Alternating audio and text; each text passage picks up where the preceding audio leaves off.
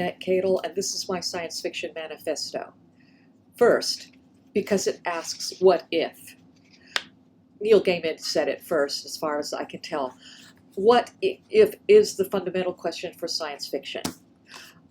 Next, because it thinks about the future. It thinks about possibilities, possible worlds, possible lives, different things that could happen. I believe in science fiction as a reader and writer because it does not forget the past. It contextualizes, it takes things that have happened through history and asks that, what if? Because it questions. What if is not the only question. And here's a few of the most common questions that science fiction asks. What does it mean to be human? That's a really common question.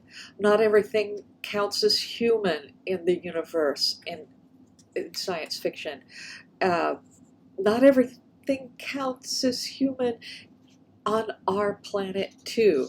These are things that science fiction thinks about. Next question that's common within science fiction, and I'm blending fantasy into this as well. What would happen if different socio-political structures were the norm, from what we know? And science fiction does not shy away from politics or sociology. It thinks about family structures, political structures, and one book that we're reading this semester that does that would be The Handmaid's Tale. Then science fiction asks, what about gender?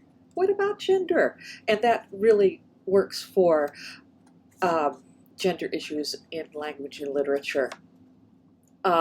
What if, let's apply what if to gender. What if gender wasn't a strict binary?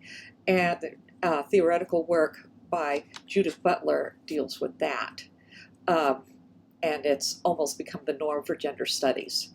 What if gender was, let's think of other possibilities. What if it was cyclical? Interesting.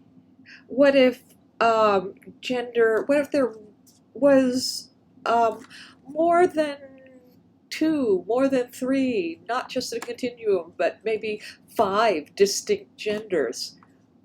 That would be a different world. What if gender wasn't tied to power as deeply as it is in our world? And then what if gender, something else, something I haven't thought of, something you haven't thought of?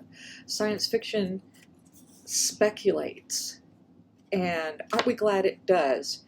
That's my manifesto. I'm glad, I'm so glad that science fiction exists and that I can read it and write it in the form of poetry. Thanks.